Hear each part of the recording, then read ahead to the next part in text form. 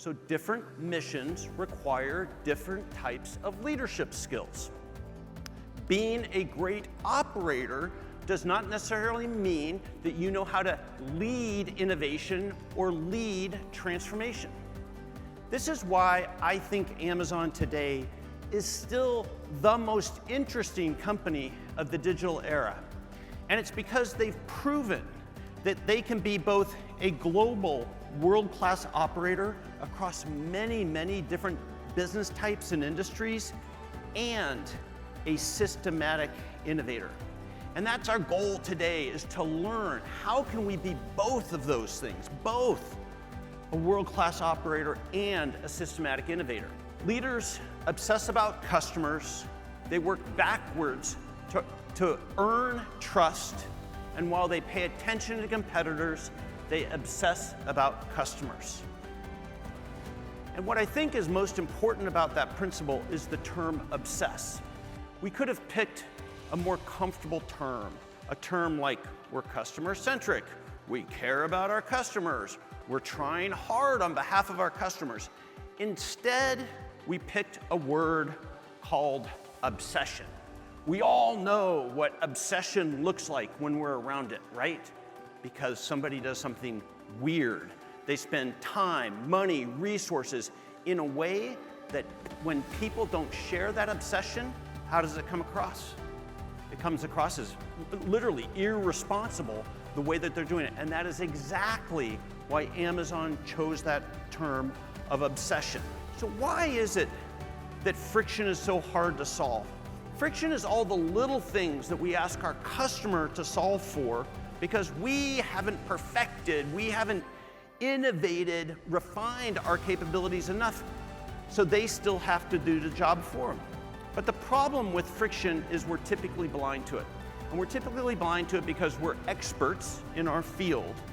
And friction lives in tradition. Friction lives because, well, this is just the way a retail store operates. This is just the way it has to work. There's so much opportunity to reduce friction like this for our customers. It doesn't take a major transformation, but you do need to remove your expert blindness and find new ways to help solve those problems. How do we do that? Here's one way we do that. How we use our metrics. Thought I knew how to use data and metrics to drive change, and I learned a whole new playbook at Amazon. Here's a couple of the things that they do differently. First is, most organizations, it's like, that's enough metrics. In fact, give me just 2 or 3 numbers if you can. In fact, if you can make them green, yellow, red, like that would be my preference. Amazon is the exact opposite. It's always more metrics, real-time metrics about the customer experience. Most organizations design their metrics to measure the average of something. At Amazon, we measured the tail, where the error is, where the signal is, where you're going to learn something. Most organizations design their metrics so they're kind of patting themselves on the back, like, yeah, we did pretty good and everything. At Amazon, we were looking for the signal, we're looking for the imperfection, and we're always led with how the customer suffered because we didn't solve this edge case there. And finally, how we use metrics amongst our peer groups.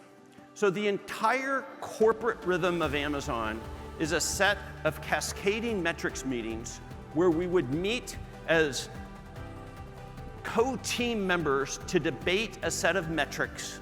And even though we called these metrics meetings, really what they were meetings of accountability, meetings of root cause, meeting of deciding, how do we fix this? How do we fix it in a durable way?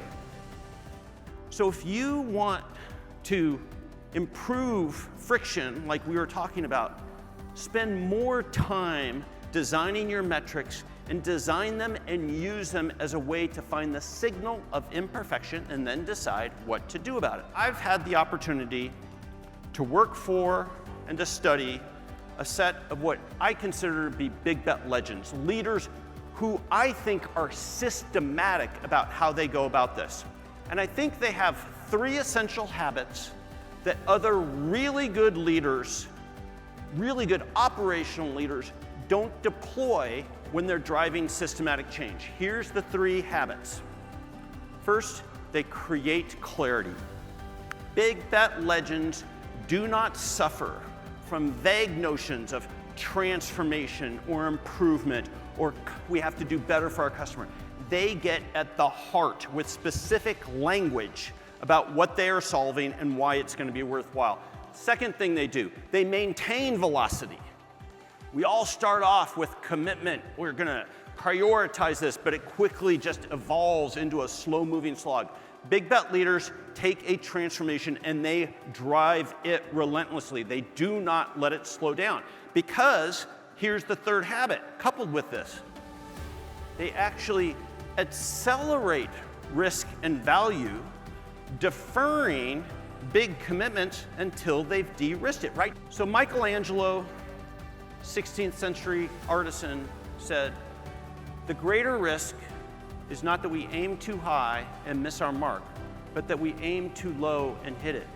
And I think that as both individuals, teams and companies, even societies, that is the greater risk that we fail, which is we do not strive, we do not have the ambition of truly solving hard problems. And so my last piece of encouragement for you is do not fail on the side of aiming low and hitting your mark. Fail on the side of aiming high and missing it, because along the way you will get a lot further than you think you might have.